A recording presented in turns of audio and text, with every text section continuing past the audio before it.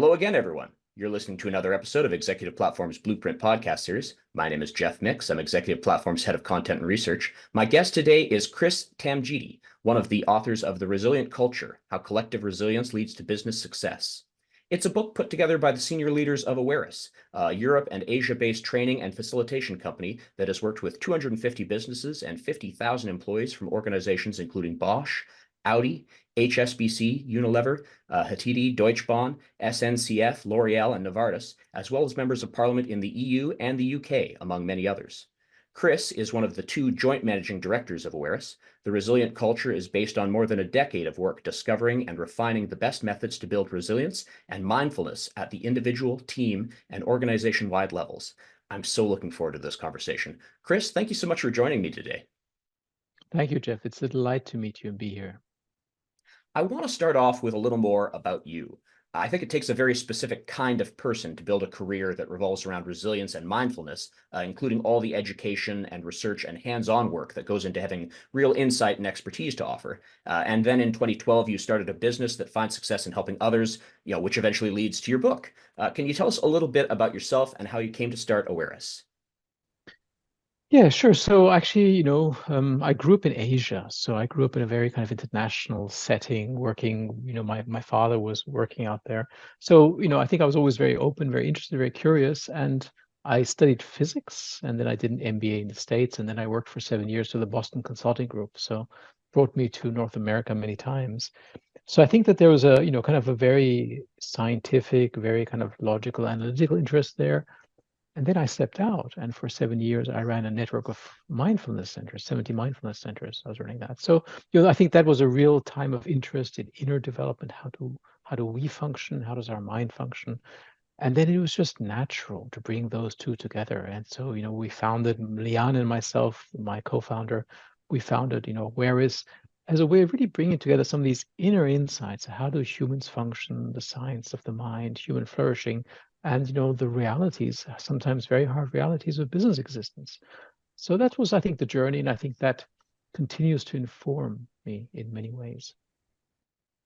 I've had a lot of conversations with senior leaders about resilience in the post-COVID business landscape. I have even heard people call this the last few years the age of disruption, where resilience can be the difference between success and failure. Now, for you, resilience is not a recent topic of interest. You were working in the subject matter for decades before the pandemic. How has the idea of business resilience evolved for you over time? And has the recent surge in enthusiasm for it impacted the way you talk about it? I think that, we always took a view of a human-centric view in the sense of how can individuals become more resilient. And I think what happened with our work is we began to see patterns that are actually extendable to teams and to organizations as a whole. So I think that in some sense, I guess the opportunity to work with larger and larger groups of people, which has been happening now since the COVID time. You tend to be working now. We're virtually with larger and larger groups. We do assessments of all of the people who take part. It allowed us to gather larger and larger data sets. So I think what happened was that we were able to begin to see patterns in the larger picture, and therefore begin to move the topic of resilience from the individual level to the team level and to the organization level. And I think that that's been our journey.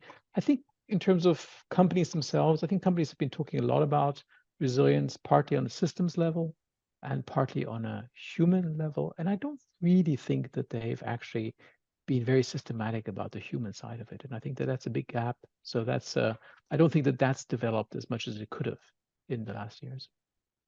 When did you know the work you were doing with Awaris would lead to a book like The Resilient Culture?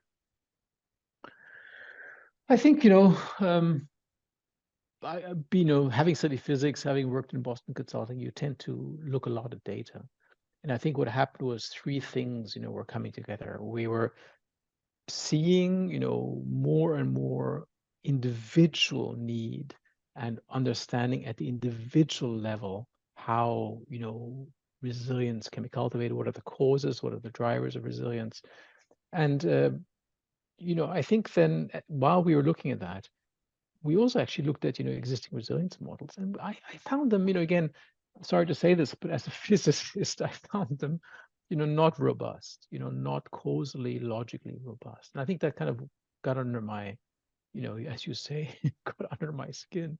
So I think that was kind of one thing that was kind of, brewing, the sense of, why is this not causally robust? Why can't you not predict, if you do something with people, what the outcome will be at the resilience level? And I think the same thing was happening. We were beginning to do a lot of work with teams. We worked with 130 teams as well during the COVID period.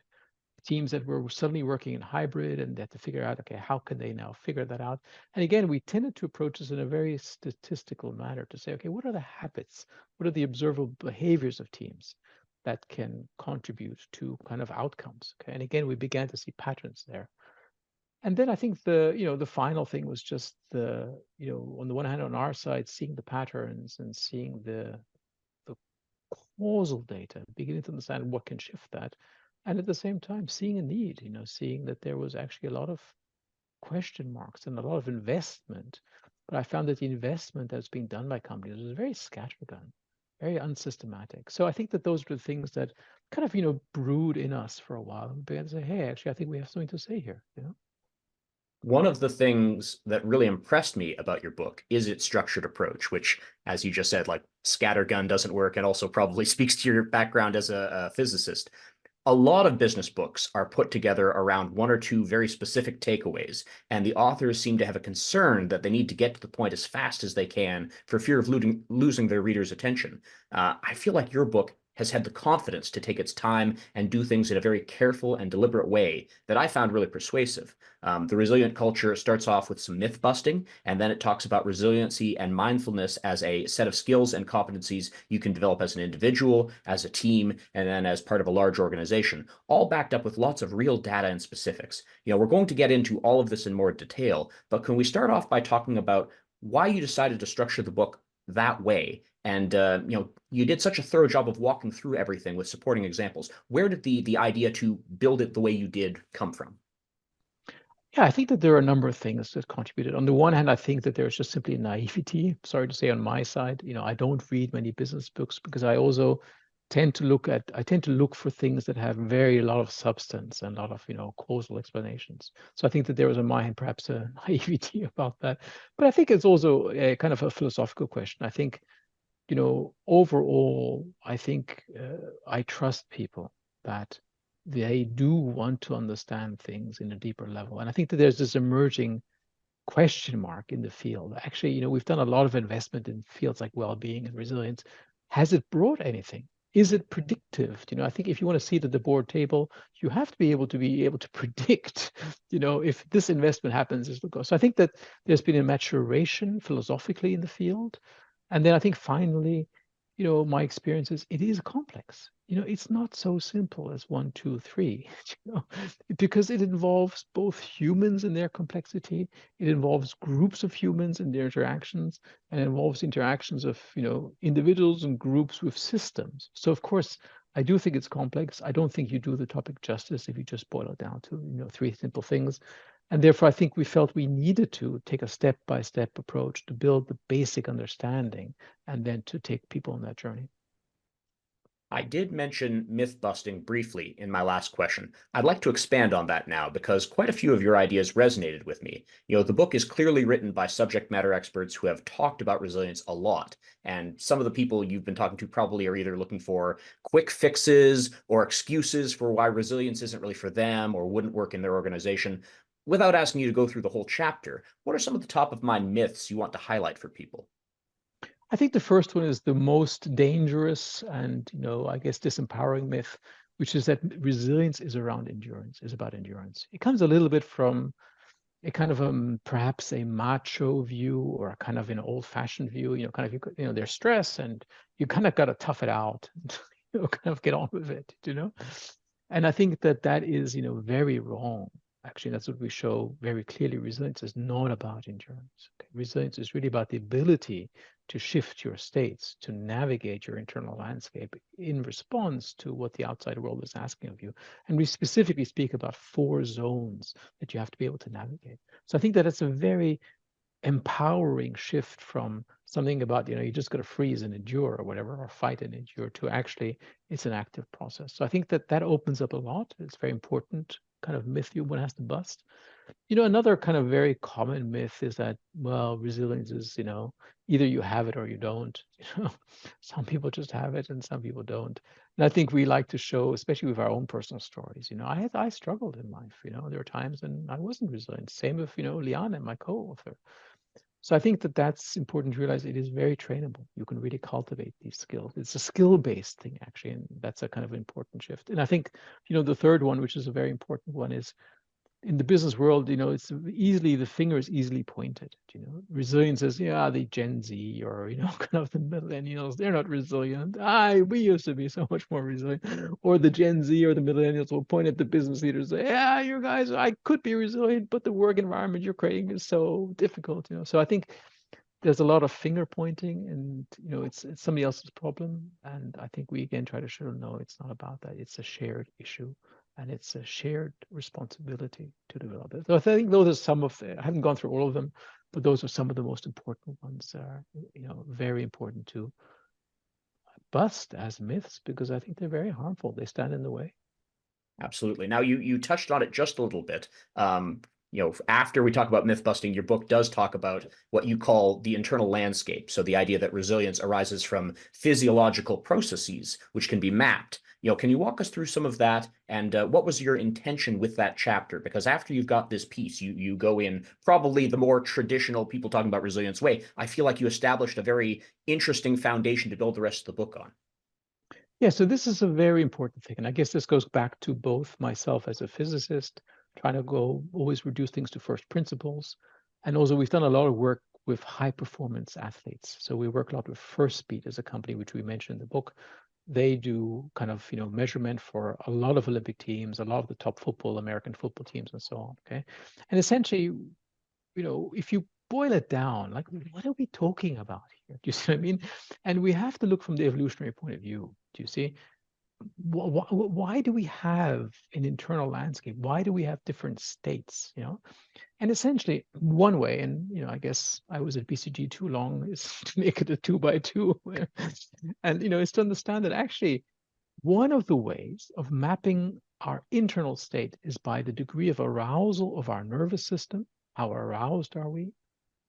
And the valence of that arousal. Is it a positive or negative arousal? Okay. And it basically gives you a 4x4. Okay. Now, the interesting thing is that when you understand physiologically, you understand actually, yeah, this is about the energy expenditure in a situation. How much energy am I expending in a situation, which is the degree of arousal, and the expected energy reward of a situation, which is basically what am I going to get back? So for example, I might have a slightly above average arousal now. This is, a nice opportunity to talk to you about this. But it's a positive arousal because I'm enjoying the resonance, and it might lead to more people being interested in what we're talking about. See, so I would be in a slightly, above average arousal in a positive valence. Okay. That's actually, when you look at neurophysiologically, that's actually when people are most able to learn and to collaborate. So it's very interesting when you begin to understand that, you realize actually our physiological states actually is inextricably linked to our emotions. Our emotions are expressions of that. Okay, and this is actually well known, nothing we came up with. This is called the valence arousal map, that basically human emotions are expressions, are manifestations of the degree of arousal of their internal systems and the valence of that arousal. And that's a crucial piece to understand, that actually there is a very systematic way of linking our internal physiology and our external states. And once you understand that, then you begin to understand, of course, given that our external states have changed, there'll be higher stress, and some things which are a pain in the ass and some things which are enjoyable, then actually it would be natural to say that our internal state changes, okay? And that would be resilient, that would be natural. But unfortunately, of course, what happens to many people is they get stuck in stressed states, in a high arousal, low reward state. And I think that many people think that resilience is the endurance in that state. You have to be more resilient. Life is tough, and get stuck in a high arousal, that is stress, low reward state. And that's the point, is we're saying, no, that's not relevant, actually, it's wrong. The point is, of course, there are times when it's important to be stressed. This again is a very important message to business executives. Yeah, stress is important. It's very important.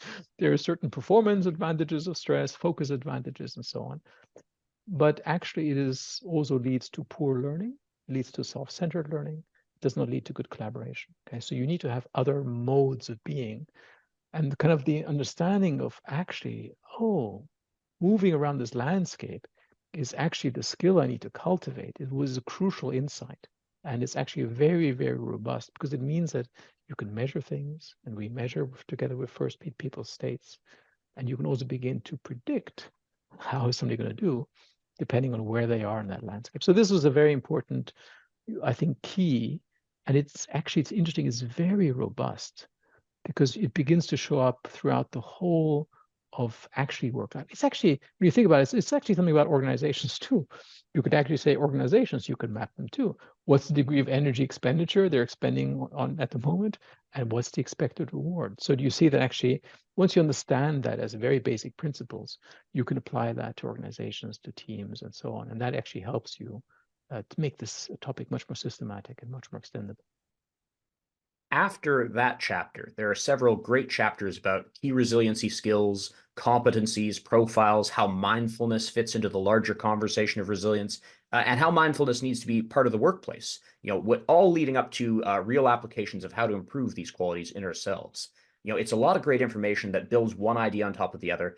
I'm always curious when a book has 4 authors, how this kind of step-by-step content is created. Is that based on something Awaris teaches? So you're all on the same page from the beginning? Did someone suggest a framework that you each took a turn in populating? How did these chapters come together?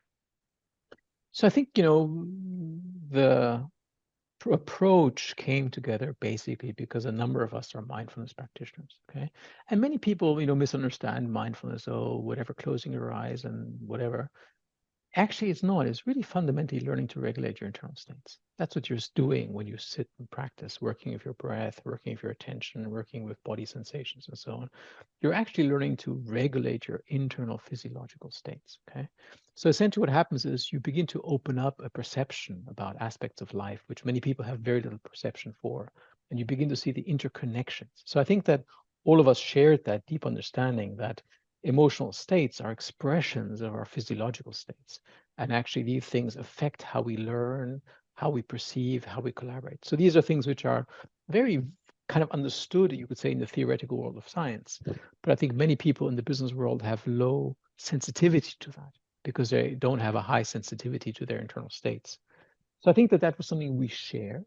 And then, I guess a number of us, and I guess it was primarily me and Silke, so myself, I tend to think like this, to try to find causality, to look a lot. I read a lot of research to kind of understand, okay, how could we, build this into a training program?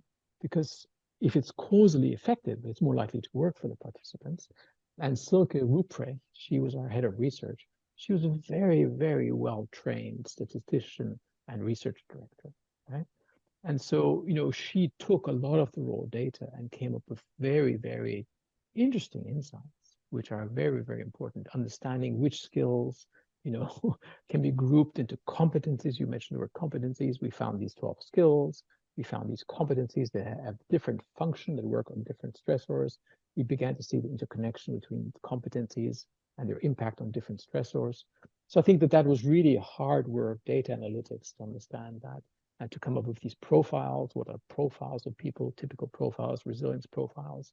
What are stress profiles? So, and I think that this really is actually how business solves problems.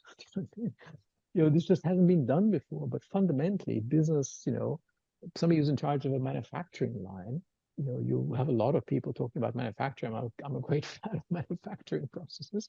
They might have 300 sensors on a kind of production line, and they will look at the data to see what intervention do we need to make sure that the downtime of the system is, very low. So I think that, this was kind of present in us as a group of people, and then we made a concerted effort. We were just lucky to have, kind of good people who were able to contribute. And so, and Mike, the co-author there, is an editor and one of our also works with us as a trainer. So, different qualifications came together. Liana and myself is kind of, the human side, bringing the human side, myself architecting some of the models, Silke, the analysis, and Mike just, kind of understands how to help people make this into a book. So For I think sure. that kind of was a natural journey together. Absolutely. From there, the book pivots into the part that I think has the most obvious takeaways for the listeners of this podcast. How do you take all of this and apply it to a team of people? Obviously, we have to understand it at the individual level before we can scale it. But I have to think most business leaders, when they see a book called The Resilient Culture, are picking it up because they wish their culture was more resilient. What are some of the things from those chapters on resiliency as part of a team that you can talk about to give us a little bit of a sense of the larger whole? Yeah, so I think this is a very important connection you make, the word culture. Okay. And again, unfortunately, I find that business leaders use that word a lot, but they don't actually pay attention to the observable behaviors that they're exhibiting that actually contribute strongly to the culture. So actually, it's not culture is a vague thing out there, like what's our culture and using data to assess it, but actually, what are the behaviors we keep repeating? Do you know what I mean? Which actually define our culture. And so that's actually a crucial piece. And when you want to do this at a scalable, human-centric way, this is very crucial for us, scalable and human-centric, you have to kind of go to observable behavior. And that's where we started. We said, okay, let's look at teams. What is the observable behavior that teams have? Like, do they have their videos on? Do they interrupt each other? Okay. Do they start with the positive on the agenda, what's gone well, or do they, as usual, start with all the critical and the urgent stuff? Okay. If I'm the leader of the team and I show up in a bad mood, do people address that? Say, hey, Chris, what's up? You seem to be in a bad mood. Okay. So we identified 30 observable behaviors at the team level. Okay. And again, we surveyed all of these teams about, do you have this behavior? And we began to do correlations between that and positive and innovation, the team innovation scores, the team performance scores, psychological safety scores, and the stress scores of the team members. Okay. And so therefore we were able to understand connections between observable behaviors at team level and innovation outcomes, psychological safety outcomes, performance outcomes. And we do this in lab format where we take 10 teams through this at the same time. So we have 10 teams at the same time. We take all their data. We then say, okay, hey, look, you're struggling with this. This is a habit you should now work on. And in the next 4 weeks, work on this habit. Okay. So that was a crucial bridge to see how outcomes are affected by habits and how habits can be anchored at the team level. And that is crucial because a lot of what happens in trainings is people hear interesting stuff and get moved. Oh, this is so wonderful. But then, 3 days later, they go back to bitching at each other in team meetings. Okay. So, and this was a crucial piece to say, hey, these are observable behaviors, take responsibility for them. If you want to improve your innovation score, these are the 4 observable behaviors that you need to anchor. Work on this, try this out. And people were very surprised to go, yeah, oh, it works. They're like going, what? Especially you can imagine like German engineers. What? We should talk about the positive? No, we never do that. We're engineers. Do you know what I mean? But when they actually do, they go, actually, yeah, it's interesting. It really affects things. So that was a crucial piece. And that knowledge has helped us a lot to understand these, measurable behaviors at team levels and how to kind of scale them in a large way. And of course, from there, the book moves into organization-wide topics. So the role of a leader is making this work. Resilience as a business responsibility that is shared among all the relevant stakeholders. Then maybe my favorite chapter is all about anchoring resilience in organizations with a step-by-step action plan that is data-driven and practical and builds on everything we've been hearing about throughout the book, while also demonstrating how to document the positive outcomes qualitatively and quantitatively. I could almost hear a drum beat as I was reading it. It was like I was marching towards a logical conclusion. Can you talk about how this chapter came together? Yeah, and this is, I think, maybe in some ways the most important thing. It's mind-boggling for me. And again, maybe I'm just too much of a nerd. But you work with manufacturing executives, you work with R&D executives, work with quality executives, and let's say a manufacturing person is given, let's say, here's 100,000 euros, please fix this problem in the plant, okay? And then you talk to him a week later and you say, how did it go? Yes, so we observe, we have 98% uptime, we have 2% downtime, we have an error rate in our parts of 3%. The cause of that increase in error rate is because of one of the suppliers, kind of had a shift in the way of their production process. Plus, we have, had a 15% new team members that are not well trained, and therefore we did the following, and therefore we can predict within the next 4 weeks we shall get back to a 99% uptime and a 99% quality rate. Okay, that's what a mature manufacturing executive will do. Okay, you take the same manufacturing executive and you say to him, hey, everyone's answering emails all day. Everyone's completely fragmented. Please institute focus times in your team so that people have focus times which to work, and get them to agree on only checking their email 3 times a day. There's no evidence that checking your emails more than that times per day actually has any impact. It just fragments people. Please go away and do that. Okay.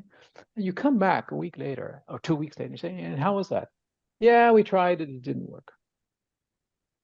You're like going, if you had a manufacturing problem, and you come back and say, yeah, we tried it and it didn't work, you'd be out of a job. Do you know what I mean?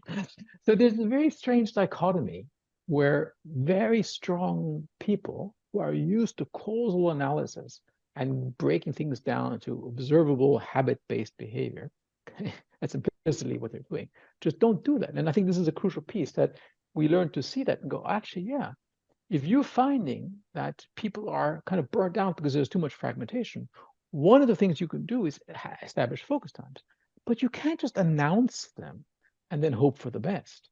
You have to agree upon targets. Okay, we're going to have 60% of our staff have at least 8 hours of focus time per week. It's good if we agree upon these times. What are the causes for which focus time can be interrupted? The following 3 causes. And let's now do this for 4 weeks and measure it. And this is the crucial piece that you begin to realize, and this is where the whole world of well-being struggles with, is you need to have well-being anchored in the fabric of work, you see? And that's what you're doing. Essentially, when you're saying, take focus time, and don't just kind of say, oh yeah, go off and do focus time, but actually anchor it in work. Take positivity. You see, positivity has such a strong impact on so many of our outcomes, psychological safety, on actually innovation scores, okay?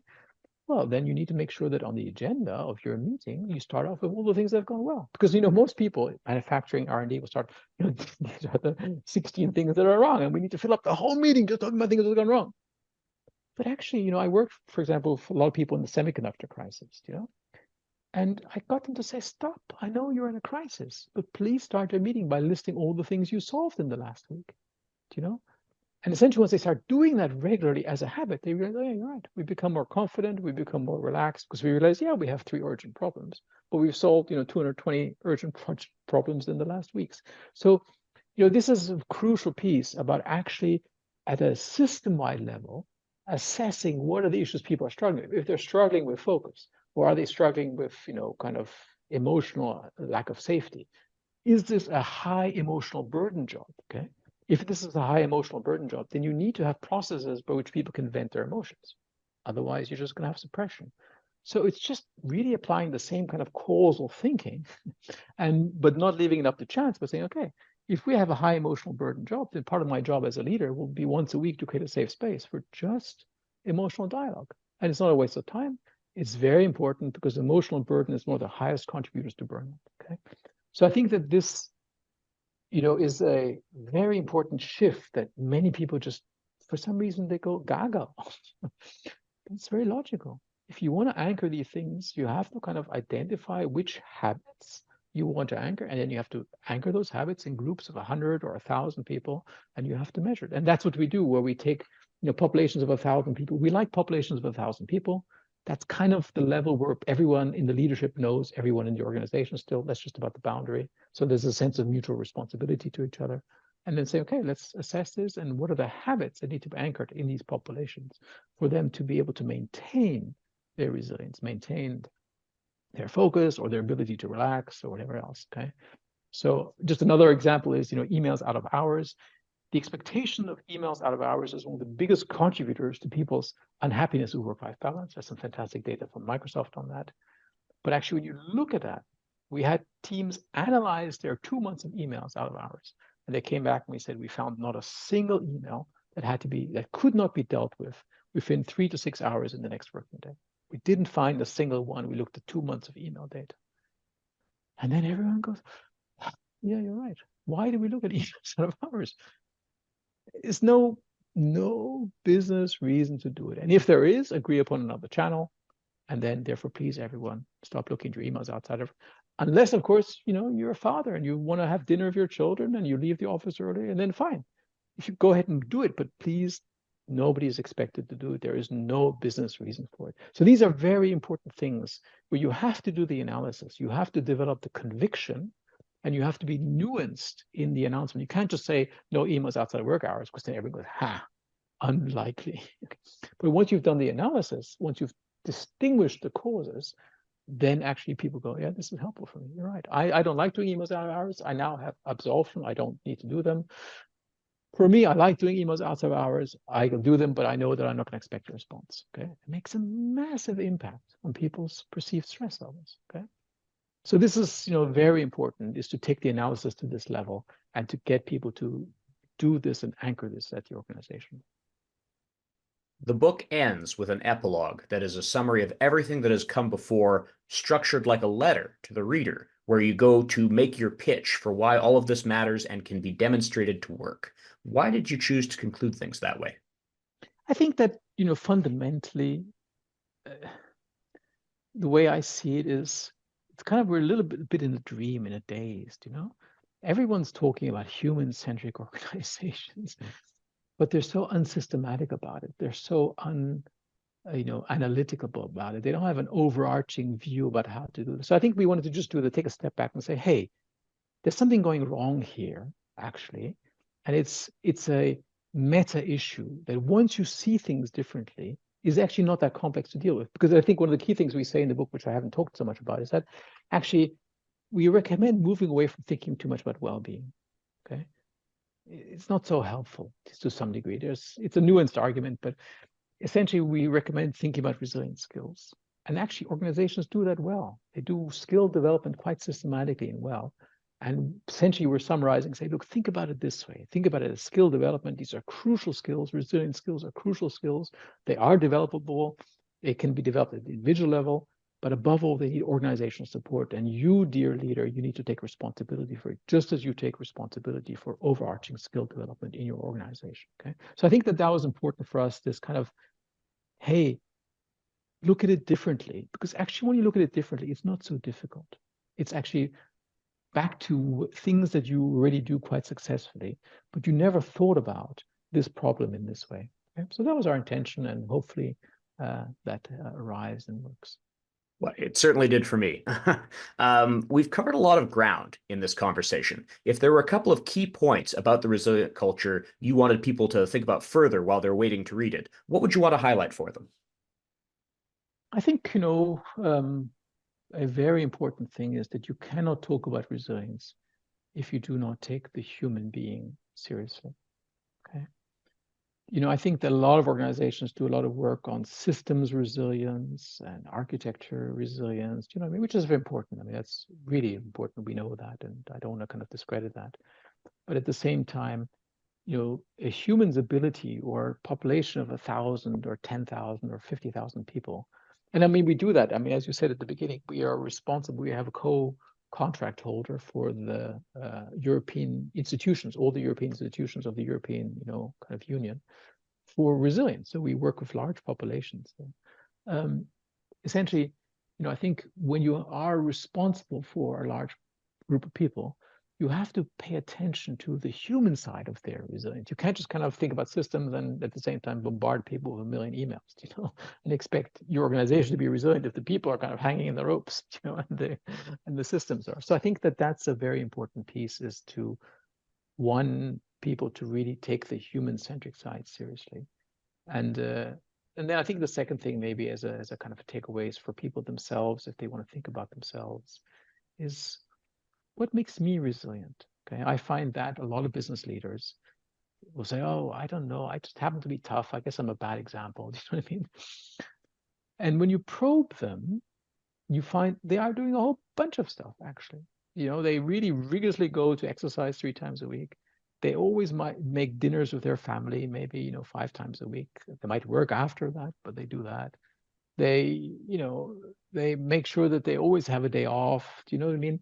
So I think that it's interesting that when you probe people, you find that all of those who are resilient actually have skills that they exercise regularly, and that's what makes them resilient. And I think that would be the second invitation to all the listeners to think about, what is it that I do regularly that actually makes me resilient? And I think that that's a very important piece of the journey, to figure that out and to develop that as a skill. So maybe those are the two, the human centricity and the skill aspect, as two little takeaways for everyone. What a terrific note to end on. Chris, thank you so much for your time today, and thank you for writing the book along with your colleagues.